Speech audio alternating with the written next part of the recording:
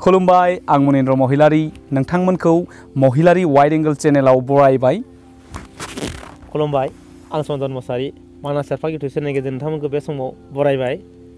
खुलुमबाय आं राकेश रामसियारी नोंथांमोनखौ बर'सा देरासार YouTube channel जानानै बरायबाय। दिनै गासै नायगिरि नोंथांमोन दिनै जों ज' साथामबो फैनायनि मोनसे थांखि दङ। बे थांखि मथै जों दिनै नोंथांमोननि सिगाङाव जयै फैदों। गिबियै बिथाङा बर'सा देरहासारनि बिगोमा राकेश रामसियारी, आं मनिन्द्र महिलारी महिलारी वाइड एंगल चेनेलनिफ्राय, लोगोसे बिथाङानो जाहैबाय चन्दन मोसाहारी, बिथाङा जाहैबाय मानास सेरफां इउटुब चेनेलनिफ्राय। स' जों साथामजों जयै लोगो नांनानै दिनै मोनसे थांखि लादों। बे थांखियानो जाहैबाय जोंनि सारा बर' इउटुबारनि गेजेराव दिनै सेरखाय बेरखाय जाजोबनायनि जाहोनाव जोंहा जेबो एस'सिएशन गैया। बे थांखिखौ लानानै जोङो दिनै बे भिडिअनि जोहै नोंथांमोननो मिन्थिहोनो सानो जों जयै मोनसे थाबैनो अल बड' इउटुब एस'सिएशन लोगोसे फेसबुकनि जा कन्टेन्ट क्रिएटर बिथांमोनखौ लाफानानै जों मोनसे सारा बर'नि मोनसे इउटुबार एस'सिएशन दानो नागिरदों। बेवहाय जोङो दिनै नोंथांमोननो फोरमायनो नागिरदों मानो एस'सिएशनखौ नांगौ। थ' गिबियावनो आं राकेश रामसियारी बिथांनिफ्राय मिथिगोन जोंनो बर'नि गेजेराव इउटुबार एस'सिएशननि गोनांथिया मा? थ' लोगोफोर जोङो गोबाव समनिफ्रायनो जों सानबाय थादों जे मोनसे जोंनि गेजेराव नैबे इउटुब चेनेलनि जाय बिगोमाफोर बे बिगोमाफोरनि गेजेराव मोनसे मिलायनानै मोनसे थानाय बेखौ जों लुबैदों। लोगोसेनो गोबां जोंनाव जेंना फैयो जेराव नैबे थांनाय समफोराव नैबे हायनामुलि 7नि जे भाइरेल जानाय नैबे भिडिअ' आरो लोगोसेनो नैबे रिसेन्टलि दाख्लैसो जाबाय मा फिल्ममोनलाय बे गोथार सावथुना रिलिज जाबाय। रिलिज जाखाना पाब्लिश जादों जेब्ला नैबे इउटुबाव भाइरेल जादों। दा बे बेलायाव जोंनाव ओरैबायदि बुंनो नागिरो माखासे नैबे सुबुंफोरा जे गासै बर'नि इउटुबारफोरखौ रायनो नागिरो। बेवहायथ' पार्टिकुलारलि सोरबा सासेया नैबे समाव माने सोरबा सासेया आपल'ड खालामनो हायो। दा बै बेलायाव माने जोंहा माने जोंबो जिहेतु सासे इउटुबार हिसाबै जोंहा बदनाम मोनसे लाबो। जिहेतु जोंना पार्सनेल मोनसे ब्लगिं जेरै जों खालामखायो। दा बे बेलायाव जों इउटुबार होननाय लोगो लोगो बड' इउटुबार होननाय लोगो लोगोनो जोंहाबो गोग्लैयो। दा बे बेलायाव जोंहा जोबोद माने गोसोआ दुखु मोनो। मानोना जों मोनसे बबेबा मोनसे जायगायाव जों जुदि माबा मोनसे जुदि खालामनो जुदि थाङोब्ला दा बै बेलायाव बिथांमोना बुङो जे बर'नि इउटुबारफोर थिग नङा। दा बिदि बायदि माखासे मुं सुनायनि थाखाय जों नैबे थांखिखौ जों फैनांगौ जे जों मोनसे बर'नि गेजेराव मोनसे रुल एन्ड रेगुलेसनखौ लानानै जाय माने जोंनि थाखाय गाज्रि, जाय जोंनि थाखाय माने सोरबानि थाखाय खहा गोनां, जों बैफोरखौ नोजोर होनानै जोङो नैबे समाव बेफोर रुल एन्ड रेगुलेसनखौ जों मोनसे थि खालामनानै जों लानानै नैबे मोनसे जेरै अल बड' इउटुबार एस'सिएशन दानाया गोनांथि जों बेखौ सानदों। दा नोंथांमोनाबो एसे फोरमायदो। दानिया खोन्थाया जाहैबाय इउटुबार बुङोब्ला गासै इउटुब चेनेल बेखेवनाय पार्सनेलखौनो बुंजाया। माखासेया इनडोर दङ, माखासेया आउटडोर। जा बिथांमोना इनडोर शुट खालामो बिथांमोना माखासेया टेक्निकेलबो दङ आरो माखासेया गोबाङानो दिनै इउटुब चेनेलनि बा इउटुबनि रुल्स प्लान एन्ड पलिसिखौ मिन्थियागारा निजेखौनो सासे इउटुबार बुंनो नाजायो। जायनि जाहोनाव बिथांमोननि टारगेटआ फार्स्टआवनो मा जायो साबस्क्राइबार गेन खालामनाय लोगोसे अडियेन्स जा नायगिरि बिथांमोननि गोसोखौ बोहोनो थाखाय बिथांमोना उइदाउट पारमिसनाव माखासे दिनै मुंदांखा बर'नि प्रडिउसार बिथांमोननि फिल्मफोरखौ माखासेया दिनै प्रजेक्टर देखायनायनि मुङाव कपि बानायनानै जोंना दा इउटुब चेनेलफ्राव होनो हमदोंसै।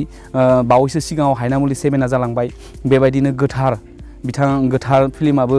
जालांबाय। बे बिथिङाव माखासेया दिनै इउटुबार बुङोब्ला अल बर'नि इउटुबारखौ रायनो हमो, सोंखारियो। नाथाय जों दासान्दि जा जोंनि रेसपन्सिबिलिटि इउटुबारफोर दङ, बर'नि गेजेरावबो गोबां मुंदांखा इउटुबारफोर जोनोम जाबाय, बिथांमोननि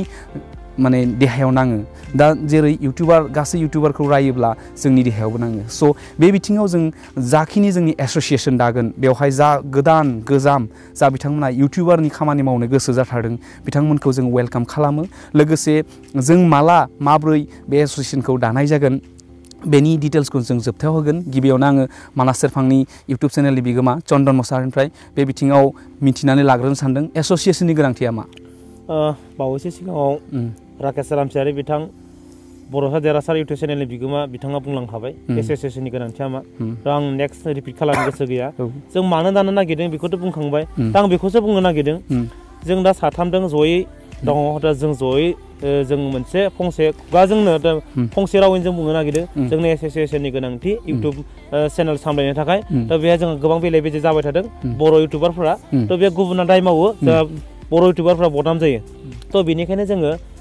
जाहाथे रावबो रुल्स एन्ड रेगुलेशनखौ बारनानै गाज्रि खामानि मावा मालायखौ जानला मेनला मुंसुआ नेमखान्थिखौ मथे फालिनानै नेमखान्थिखौ फालिनानै जयैनो मोजां मोनसे डाइरेक्सनजों थांनो हायो जों बेखौसो लुगैदों थ' बेनिखायनो जोङो फैबाय थानाय नैबे बोहैथि दाननि जानुवारिनि लास्ट नङाब्ला फेब्रुवारिनि फार्स्ट उइक बेखौ जों टारगेट लानानै जों मानास नेशनेल पार्क बे मानास नेशनेल पार्कआव मोनसे लजआव जोङो एरेन्जमेन्ट खालामनो नागिरदों बे लजआवनो जोङो गासै बर' इउटिउबारफोरखौ जों हांख्रायगोन नोंथांमोना कल खालामनो हागोन गिबियाव आङो जों नोंथांमोना एनि टाइम एनि हाउ नोंथांमोना कन्टेक्ट खालामनानै जोंखौ जगाजग खालामनो हागोन आरो नोंथांमोना जों गिबियावनो जों बाक्सा जिल्लानि दाग्रोनो सानदों नेक्स्ट बाक्सा जिल्लाखौ दाखांनानै जोङो सावरायलायगोन बेनिखायनो बाक्सायाव जेसेबां हौवायानो जा हिन्जावनो सेंग्रा सिख्ला बोराय बुरै जेसेबां इउटिउबार दं दासिमहालागै गोदान गोजाम गासैखौबो जोङो कन्टेक्ट खालामनो थाखाय खावलायदों जोङो थाबैनो जानुवारि लास्ट नङा फेब्रुवारि फार्स्ट उइक जों बेवहाय मानास नेशनेल पार्कनि लजआव जों एरेन्जमेन्ट खालामनो जों बेयाव सावरायलायगोन आरो बेयावनो जों थागोन थ' बेनिखायनो आङो कन्टेक्ट खालामदों आंनि कन्टेक्ट नाम्बारखौ बुंग्रोनोसै 6001719393 थिगानो दङ बिथाङा गावनि पार्सनेल कन्टेक्ट नाम्बारखौ होबाय नोंथांमोना बिथांनावबो सोंहरनो हागोन लोगोसे बिथाङा बुंखालांबाय जोंनि नैबे जोबोद मुंदांखा मानास नेशनेल पार्कनि बासबारि रेन्जआव दासान्दि गोबां लज दंसै बेनिनो मोनसे लजखौ जों एरेन्जमेन्ट खालामगोन लोगोसे गासैबो सोद्रोमा जा बिथांमोना बे एस'सियेसनाव गोसो गुदुं जानानै रोंनो बा इउटिउबनि सायाव गोबां रायलायनो दङ बेखौ रायलायनायाव जों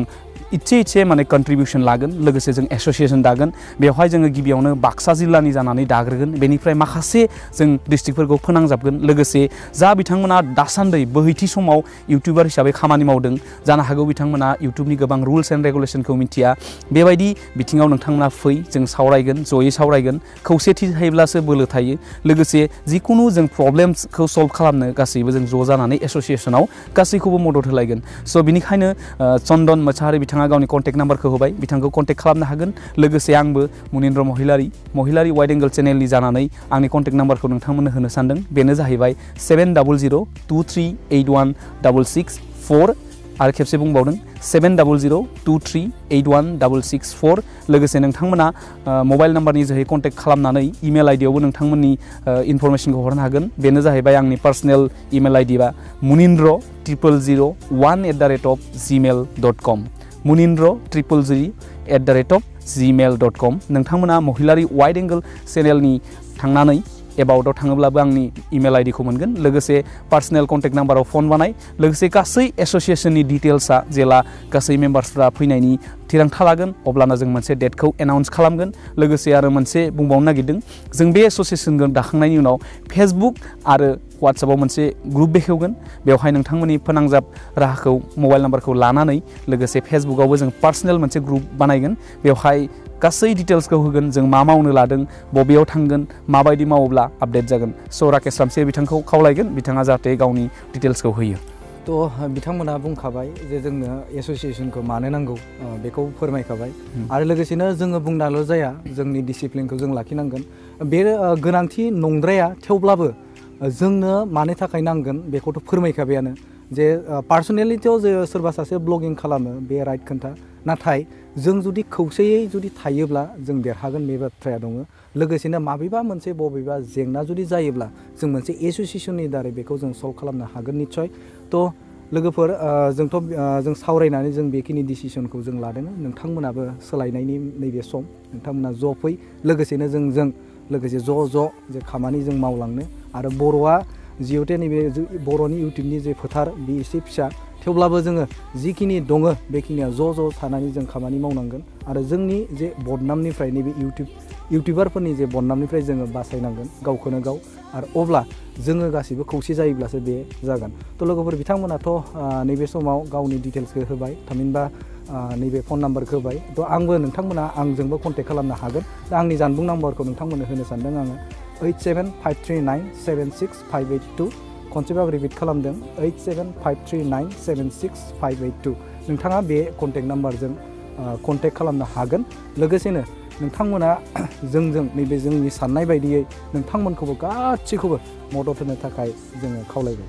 स' दिनैनि बे थांखिया बेखिनियानोमोन लोगोसे मोनसे आरो फोसावबावनो नागिरदों जों डेट एन्ड भेन्युखौ फिक्स जायोब्लाथाय जोङो नोंथांमोननो फोसावहरगोन स' नोंथांमोना जेसेबां हायो थाबैनो जोंनो कन्टेक्ट नाम्बारफोरखौ हर जाहाथे जों गिबियावनो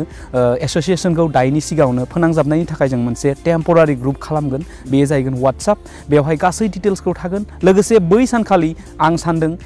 एज ए इउटिउबार हिसाबै आं नोंथांमोननो गोबां बिथिङाव सावरायगोन थ' बेवहाय एसे क्लास रखम जागोन बेनिखायनो आं प्रजेक्टरनि बेबस्था खालामगोन बेवहाय आङो प्रेजेन्टेसन लाबोगोन बे प्रेजेन्टेसनाव आं जेसेबां हायो डिसकासन खालामगोन लोगोसे नोंथांमोनखौबो जों जौसाङाव फैनानै गावबा गावनि असुबिदा मेनलि जोंहा CTRनि प्रब्लेम दङ गोबाङा दिनै मिथिया इनभेलिड क्लिक्सआ मा दिनै मोनसे मबाइलजों आपल'ड खालामब्ला मानो जोंनिया फैसा दानजायो बेबायदि गोबां बिथिंखौ लोगोसे YT स्टुडिअ इउटुब स्टुडिअआव दिनै गोबाङा बुंदों गोबां फैसा दानजायो स' बेनि सायाव आं डिसकासन खालामगोन लोगोसे बिथां सानैयाबो गावबा गावनि प्रेजेन्टेसनखौ होगोन स' आं प्रजेक्टरनि बेबस्था खालामगोन स' नोंथांमोना बेबायदि मोनसे एस'सियेसन दानायाव गावबा गावनिफ्राय इसे रां बाहायनानै बेखौ साक्सेस खालामगोन लोगोसे बे नङा जे जों अकल बाक्सा डिस्ट्रिक्टनिखौल' दागोन जों सारा बुहुमाव सारा इन्डियायाव सारा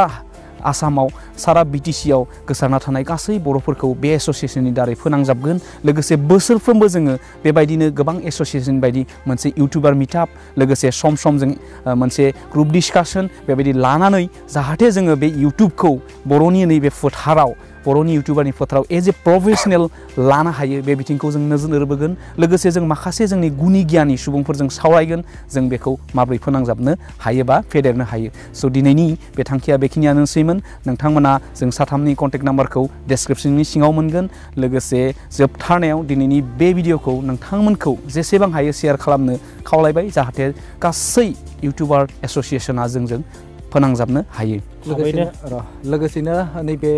जिहेते मानसिफोरा बांसिन फेसबुकआव टाच थायो दा बे बेलायाव